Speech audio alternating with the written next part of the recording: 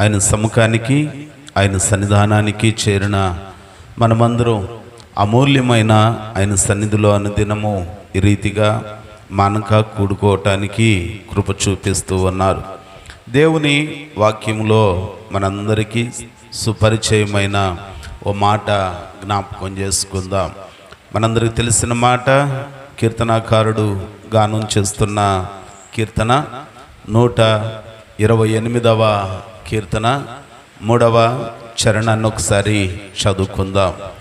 128వ కీర్తన 3వ చరణాన్ని చదువుకుందాం. నీ లోగిట నీ భార్య ఫలించు ద్రాక్షవల్లి వలె ఉండును, నీ భోజనపు బల్ల చుట్టూ నీ పిల్లలు ఒలివ మొక్కల వలె ఉందురు. చాలు. పరిశుద్ధ గ్రంథంలో దేవుని సన్నిధానానికి వచ్చే దేవుని పిల్లలమైన మనందరం ఆయన సన్నిధిలో ఎలాగునుండాలి? ప్రార్థనకు వచ్చే మనం, ప్రభు పాదాల దగ్గరికి చేరే మనం, మన కోరిక, మన ఆశ, ఆకాంక్ష ఏమై ఉండాలి అనంటే మనం ఫలించాలని, మనం అభివృద్ధి చెందాలని, ఆయన సన్నిధిలో అంతకంతకు మేలు పొందుకునే వారిగా ఉండాలి అనేది దేవుని తాత్పర్యం అయి ఉన్నది, మన ఆశ అయి ఉన్నది.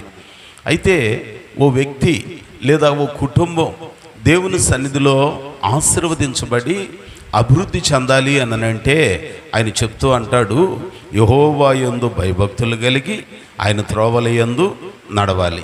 అలాగ నడిచిన వాళ్ళు వాళ్ళ చేతుల కష్టార్జితం అనుభవిస్తారని, ఆ ఇంటిలో వైభవం ఎట్లాగునుంటుంది అనంటే తన భార్య తన లోగిట ఫలించు ద్రాక్షవల్లి వలె ఉంటుంది. ద్రాక్షవల్లిని జ్ఞాపకం చేసుకుంటే యేసుక్రీస్తు ప్రభువారు కూడా యోహాను సువార్తలో 15వ అధ్యాయంలో అంటారు, ఇదిగో నేను నిజమైన ద్రాక్షవల్లిని, నా తండ్రి వ్యవసాయకుడు, మరి మీరు తీగలు, మనందరం తీగలం.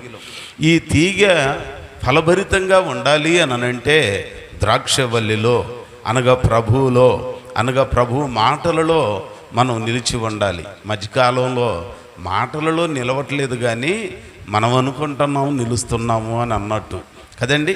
అందుకని ఆయన అంటాడు, నా మాటలు ఎవని యందైతే నిలిచి ఉంటాయో, ఎవడు నా యందు నిలిచి ఉంటాడో వాడు బహుగా ఫలిస్తాడు. ఈ రాత్రి మన కుటుంబాలు ఫలించాలి, నీ జీవితం ఫలభరితంగా ఉండాలి, నీ సంపద ఫలభరితమైందిగా ఉండాలి అనంటే మనందరం నిజమైన ద్రాక్షవల్లి అయ్యున్న యేసునందు నిలకడగా నిలిచి ఉండాలి. రెండవది, ఆయన మాటలు మన మదిలో నిలిచి ఉండాలి, ఆయన మాటలు మనలో నిలిచి ఉండాలి. ద్రాక్ష తీగను మనం జ్ఞాపకం చేసుకుంటే ఆయన అంటున్నాడు కదా, మీరు తీగలు. తీగ బహు స్వల్పంగా, బహు దళసరంగా, సన్నగా ఉంటుంది, కానీ దానికి వచ్చే ఆ ద్రాక్షలు ఉంటాయే అవి భారమైనవిగా ఉంటాయి, పెద్ద గెలలుగా వస్తూ ఉంటాయి.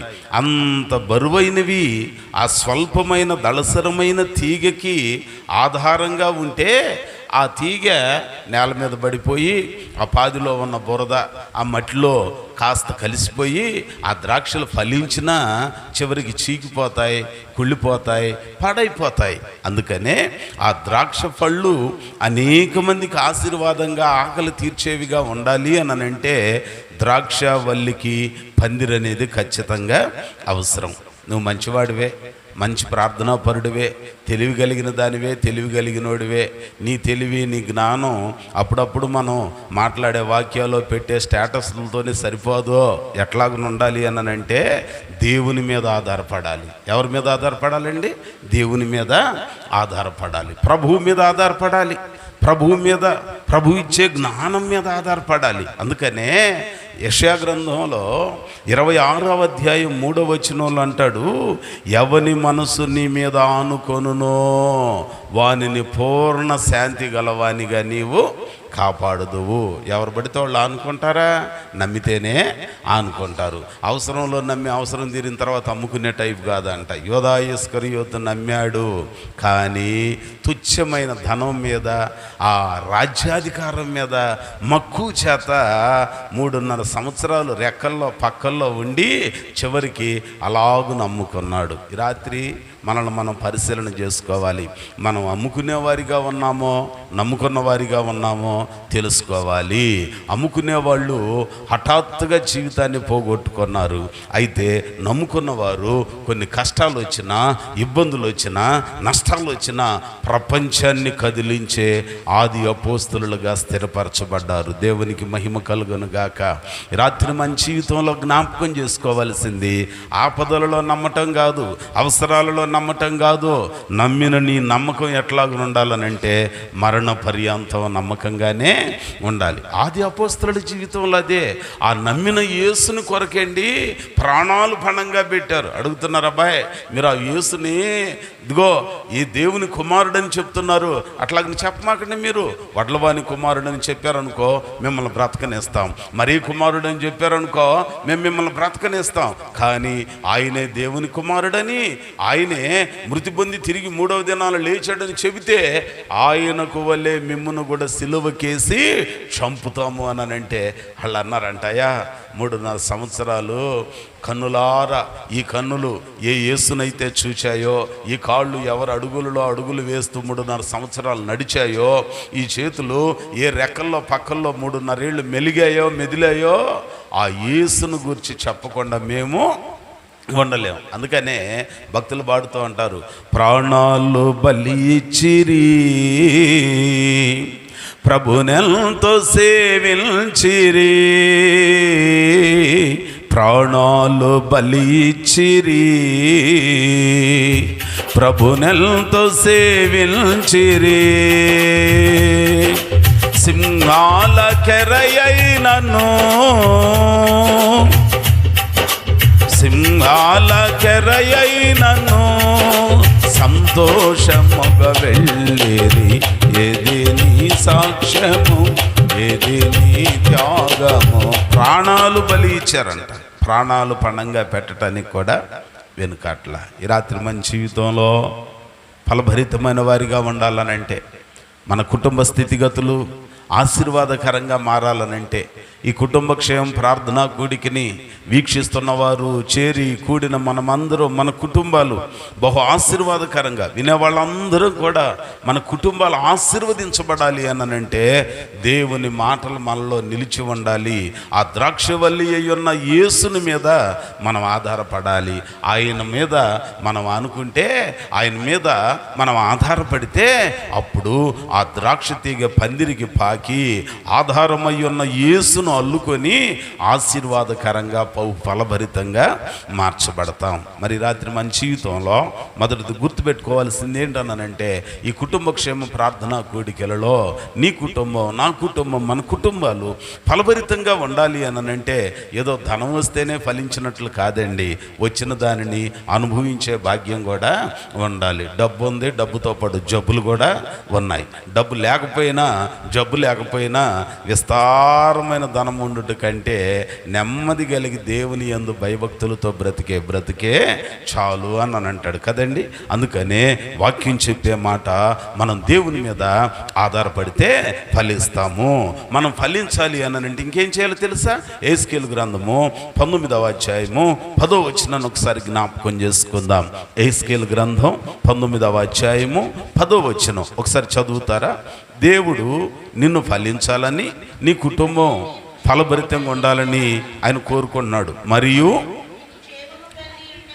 నీకు క్షేమము కలిగి ఉండగా, ఫలభరితమైన తీగలతో నిండియుండి విస్తారమైన జలముల యొద్ద నాటబడిన ద్రాక్షవల్లి వలె ఉండెను. చూసారా? అంటే ఇప్పుడు మనం ఫలభరితంగా మార్చబడాలని అంటే ఒకటి పందిరి కావాలి, అనగా దేవుని మీద ఆధారపడాలి, వాక్యం మీద ఆధారపడాలి, విశ్వాసం కలిగిన వారిగా ఉండాలి, రెండవది ఏం చేయాలి అనంటే, వాక్యం చెప్పే మాట పరిశుద్ధ గ్రంథం గుర్తు చేస్తున్నది, విస్తార జలముల యొద్ద నాటబడిన వారమయ్యి ఉండాలి. విస్తార జలముల యొద్ద ఏంటి ఆ జలములు? దేవుని వాక్యమే జలము, జీవజలం.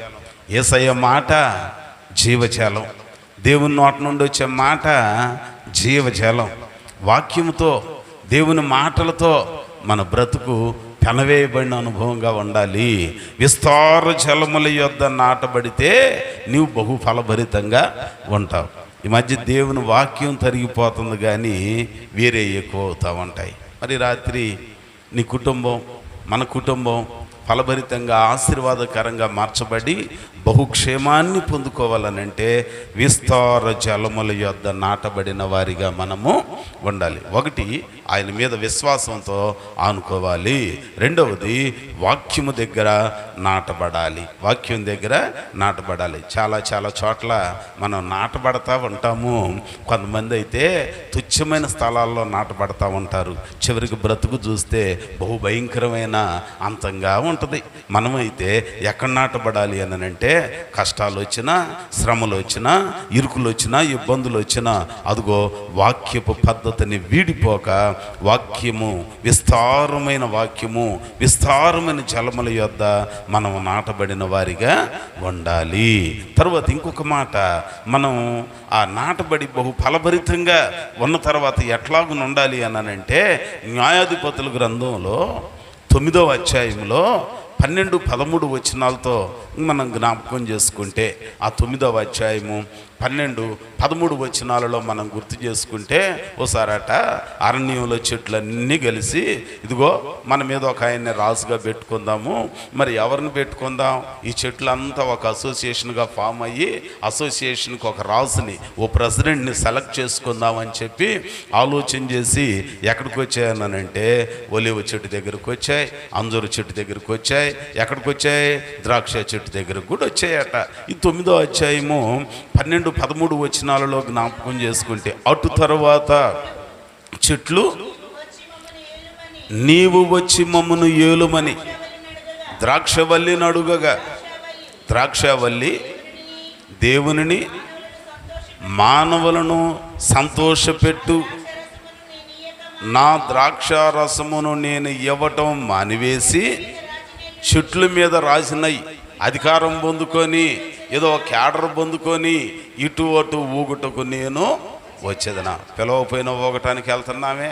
నువ్వు నిజంగా ద్రాక్షవల్లివైతే, మన కుటుంబానికి ఆశీర్వాదం కలగాలి అనంటే, మన కుటుంబాల క్షేమం విస్తరించాలి అనంటే, ఒకటి ఆయన మీద ఆనుకోవాలి, రెండవది వాక్యం యొద్ద నాటబడాలి, మూడవది ఏం చేయాలనంటే, దేవుడు మనకిచ్చిన ఆ మధురమైన భాగ్యం, దాని యొక్క శ్రేష్టమైన ద్రాక్షరసంతో దేవునిని సంతోషపరుస్తుంది, మనుషులను కూడా సంతోషపరుస్తుంది. ఎట్లా దేవునిని సంతోషపరుస్తుంది?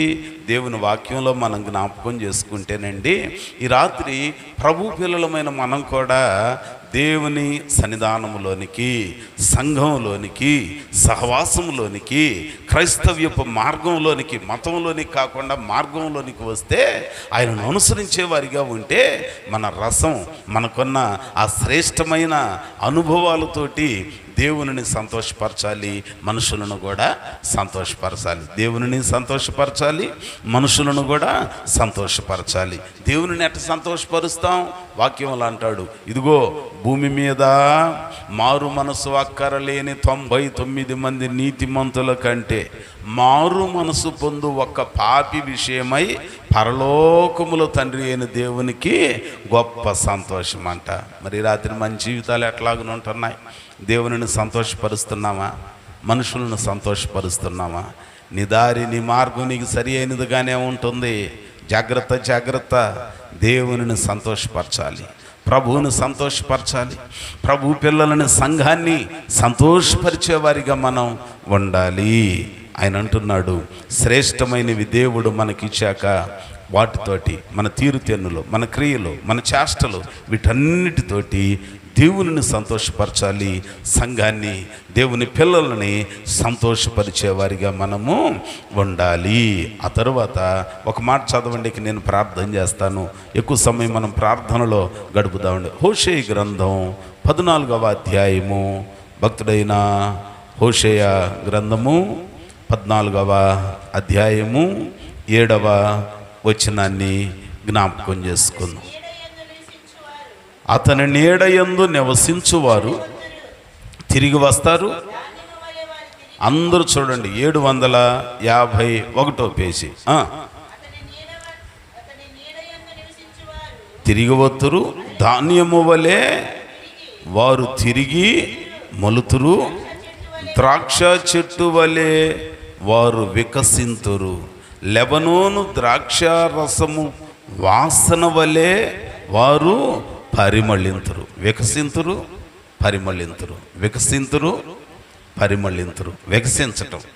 వికసించటం ఆ పుష్పం వికసించితేనే దాని పరిమళ వాసన బయటికి వస్తుంది, సువాసన బయటికి వస్తుంది. మనం కూడా కష్టాలతో, శ్రమలతో, అన్ని విషయాలలో విశ్వాసంలో మనం వికసించే వారిగా ఉండాలి.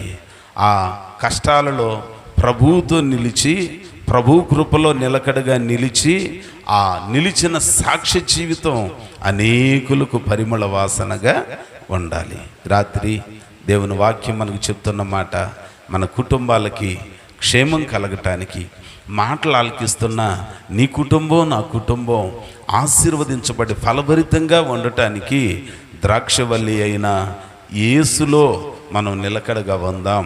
ఆయన మీద ఆధారపడదాము. ఆయన మాటలు యందు నాటబడిన వారిగా ఉందాము. మన చేష్టలు, మన క్రియలు, మన తీరుతెన్నులు దేవుని పిల్లలని సంతోషపరిచేవిగా చూసుకుందాం. మనం ఎట్లాగునుంటున్నాం? దేవుని సంతోషపరుస్తున్నామా? దేవుని పిల్లలను సంతోషపరుస్తున్నామా? అహాబు, యెజబెలు జీవితాలను జ్ఞాపకం చేసుకుంటే, దేవుడు తీసుకొచ్చి రాజభోగాన్ని కట్టబెడితే దేవునిని సంతోషపెట్టట్లా ఏం చేస్తుందామా అనంటే దేవుని ప్రజలని బాధ పెట్టింది. దేవుని పిల్లలని అనేకులను హతమార్చడానికి, కడకు భక్తుడైన ఏలియాను కూడా హతమార్చడానికి శపథం చేసింది. ఈ రాత్రి క్రైస్తవులుగానే ఉంటాం. అనేక మంది ఇలాంటి యెజబెలు ఆత్మ కలిగి శపథాలు చేసేవాళ్ళు ఎంతమంది ఉన్నారు? బయట వాళ్ళు శపథాలు చేసేవాళ్ళు ఉన్నారు. క్రైస్తవ్యం లేకుండా చేస్తాం, ఇదిగో ఫలానా సంవత్సరం కల్లా బైబిల్ కనపడకుండా చేస్తామని ఇప్పటికీ సోషల్ మీడియాలో కొంతమంది మాట్లాడుతుంటే, అసలు బైబిలే ఉండకుండా చేద్దామన్నోళ్ళు వెతికిన వాళ్ళ ఫోటోలు కూడా దొరకకుండా పోయినాయి. ఏమండి, అరిచేయి అడ్డు పెట్టి సూర్యుని ఆపటం ఎంత జరగని పనో, దేవుని మాటలు ఆపటం కూడా నీ వల్ల ఏది కాదు. మన మనుషులను సంతోషపెట్టాలి, దేవునిని సంతోషపెట్టాలి, దేవుని పిల్లలను సంతోషపెట్టేవారిగా ఉండాలి. ఆ తర్వాతది ఆ మంచి సాక్షి జీవితం ద్వారా సువాసన, పరిమళ వాసన వికసించాలి. అనేకులకు ఆ వాసన వ్యాప్తి చెందాలి. సమరీ స్త్రీ ఉన్నది, తన చిన్న మాట, తన చిన్న సాక్ష్యం ఊరు మొత్తాన్ని యేసయ్య దగ్గరికి నడిపించింది. పరిమళ వాసనలాగా ఆ మాటలు పనిచేసాయి. పౌలు భక్తుడు సౌలుగా ఉన్నప్పుడు ఆయన అనుభవాన్ని గుర్తు చేస్తూ పౌలయ్యాక చెప్తాడు, పూర్వము నేను హింసకుడును, దూషకుడును, హానికరుడనయ్యున్న నన్ను దమస్క మార్గంలో ఆ నజరీయుడైన యేసు సంధించి, ఇదిగో ఇట్లాగున నా జీవితం పరిమళ వాసనగా ఉండేటట్లుగా పౌలుగా చేశాడు అని అంటున్నాడు. ఈ రాత్రి మన జీవితాలు ఎట్లాగున ఉంటున్నాయి? చివరిలో ఒక్క మాట అంటాడు. సమూయేలు గ్రంథం 1వ గ్రంథంలో 1వ అధ్యాయంలో, ఇప్పుడు నీవు నేను ద్రాక్షవల్లి అని చెప్పుకుంటున్నావుగా, ద్రాక్షవల్లిగా ఉన్న మనం కారు ద్రాక్షలు కాయకుండా మంచి ఫలాలు ఫలించాలనంటే పందిరి లాంటి యేసయ్య మీద ఆనుకోవాలి, దేవుని వాక్యంలో నాటబడాలి. మన క్రియలు, మన చేష్టలు దేవునిని సంతోషపరచాలి, సంఘాన్ని సంతోషపరచాలి. ఆ తరువాత పరిమళ వాసన, మన విశ్వాసం వికసించి సాక్షి జీవితం పరిమళించాలి. ఇలాగును పరిమళిస్తున్న నీవు ఎక్కడ ఉండాలి అని అంటే, చూడండి 1వ గ్రంథము సమూయేలు గ్రంథం 1వ అధ్యాయము 24వ వచనం, 24వ వచనం చదువుతారా? పాలు మాన్పించిన తర్వాత ఆ సమూయేలు ఇంకనూ చిన్నవాడయ్యి ఉండగా ఆమె ఆ బాలుని ఎత్తుకొని 3 కోడెలను తూమెడు పిండిని ద్రాక్ష రసపు తిత్తిని తీసుకొని ఎక్కడికి వచ్చిందంట. ఇప్పుడు ద్రాక్షవల్లి ఎవరు? నువ్వు ఒక ద్రాక్ష తీగ, నేను ఒక ద్రాక్ష తీగ. నిజమైన ద్రాక్షవల్లి ప్రభు అయిన యేసయ్య. ఇప్పుడు మనం ఆయనలో ఉండి వికసించి పరిమళించిన తర్వాత ఇప్పుడు ఆ మధురమైన రసాన్ని బట్టి ఎక్కడ ఉండాలి అని అంటే షిలోహులోని దేవుని మందిరంలోనికి కొన్ని వికసించి పరిమళిస్తున్నాయి, కానీ షిలోహులో కనపట్ల మాయమైపోతున్నాయి.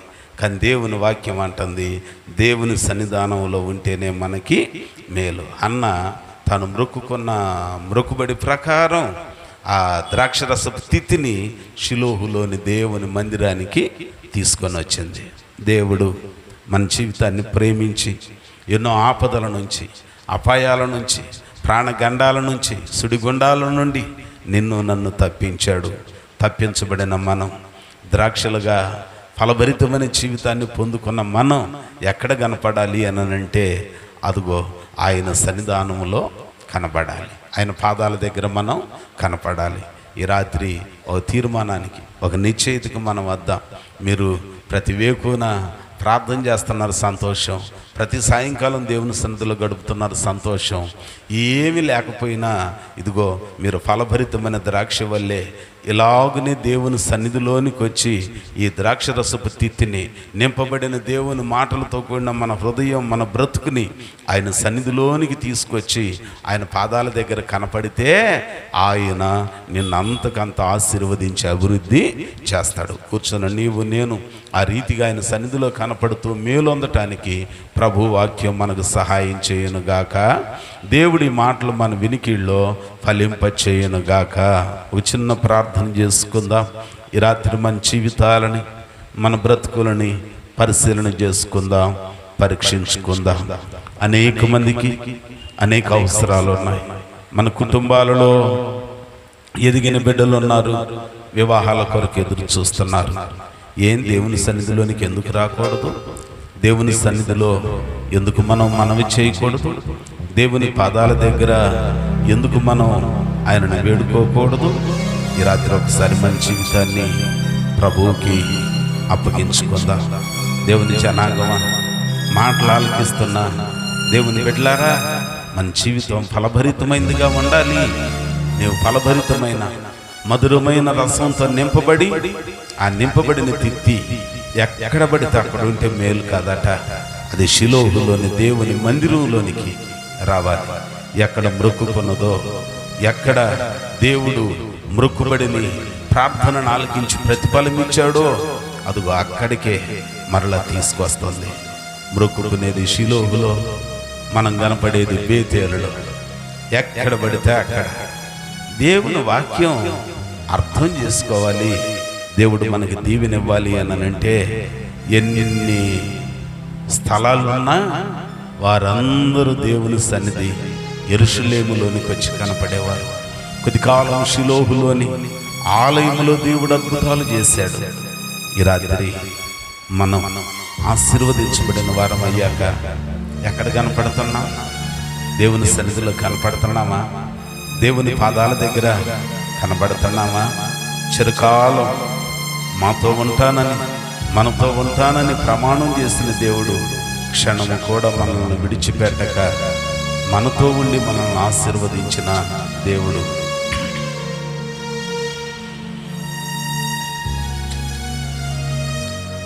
స్తోత్ర.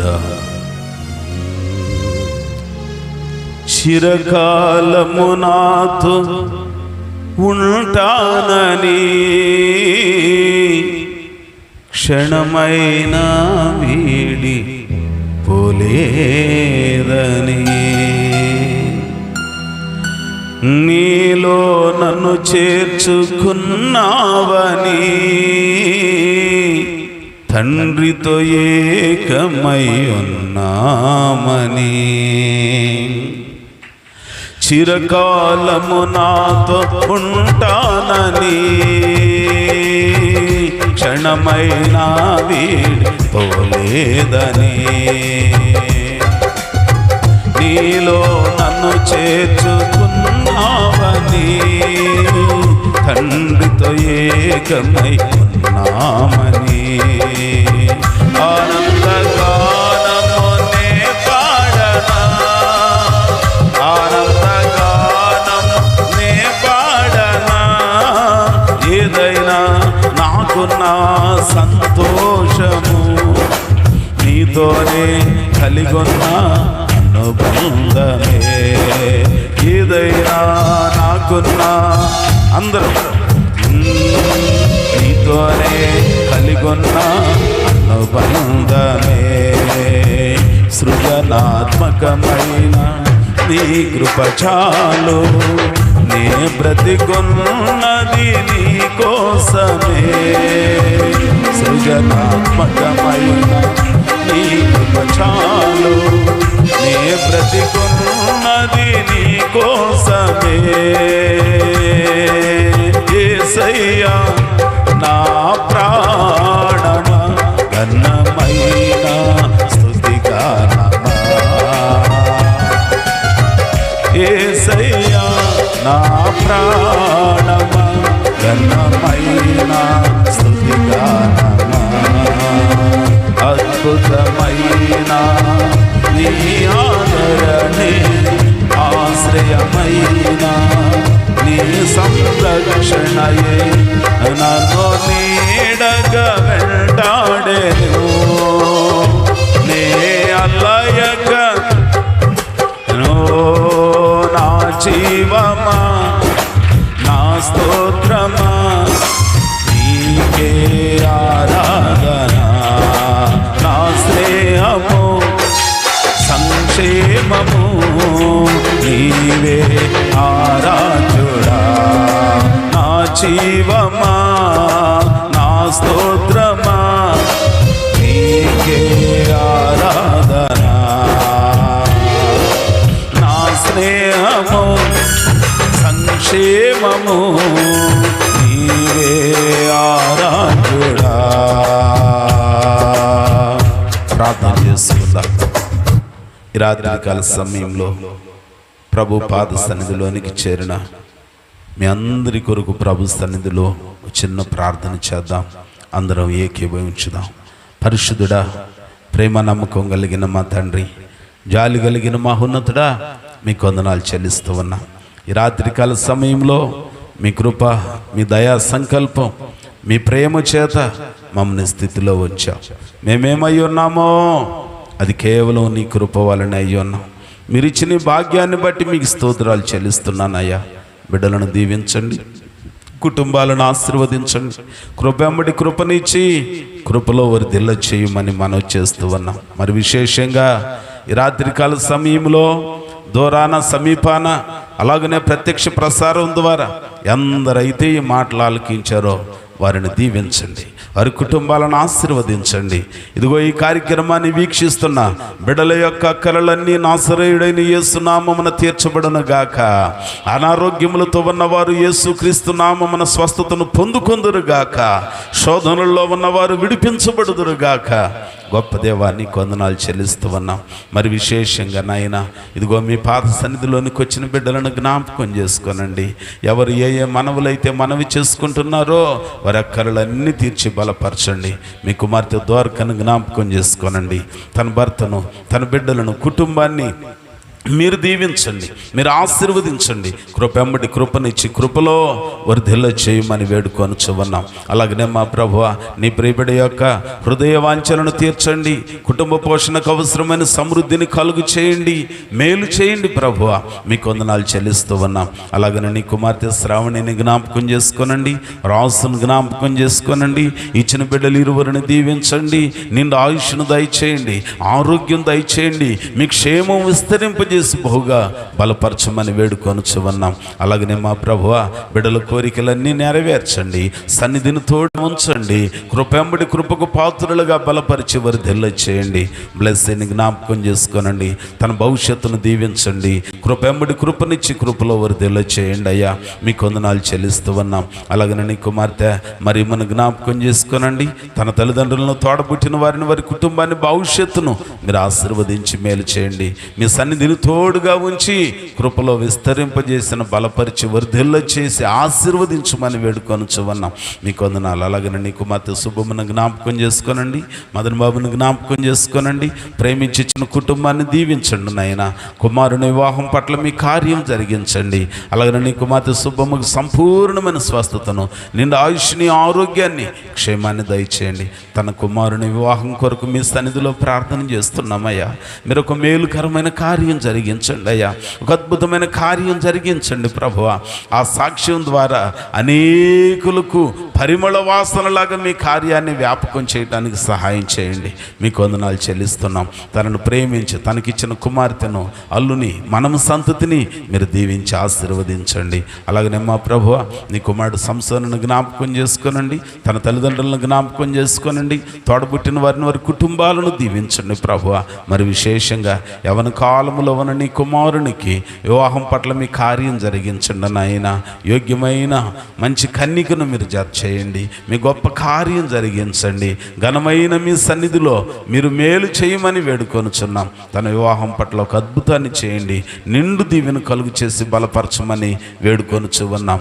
అలాగనే మీ సేవకుడినైన నన్ను, నా కుటుంబాన్ని మేలుకై జ్ఞాపకం చేసుకోనండి, కృప విస్తరింప చేయండి, కృపలో బలపరిచి వర్ధిల్ల చేసి ఆశీర్వదించి అభివృద్ధి చేయమని, కనికరించమని మీ కృపకు, మీ దయకు, మీ ప్రేమకు అప్పగిస్తూ ఈ రాత్రి నిబిడలు తిరిగి వారి వారి గృహాలకు వెళుచుండగా కృపాక్షేమాలతో నింపి పంపుమని యేసు నామమున ప్రార్థన చేసి వేడుకొనుచు ఉన్నాము తండ్రి. ఆమేన్. మన పరమ తండ్రి అయ్యున్న దేవుని ప్రేమ, కుమారుడు రక్షకుడయ్యున్న యేసుక్రీస్తు వారి యొక్క కృపా కనికిరం, పరిశుద్ధాత్మ దేవుని యొక్క అన్యోన్యమైన నిత్య సన్నిధి తోడు సహవాసం కూడి ఉన్న మనకి, సకల భూలోక పరిశుద్ధులకు, ఈ ప్రత్యక్ష ప్రసారాన్ని వీక్షించిన ప్రతి వారికి సదాకాలము తోడయుండి కృపలో వర్ధిల్ల చేయునుగాక. ఆమేన్, ఆమేన్. మంచిది. మీ అందరికి వందనాలు.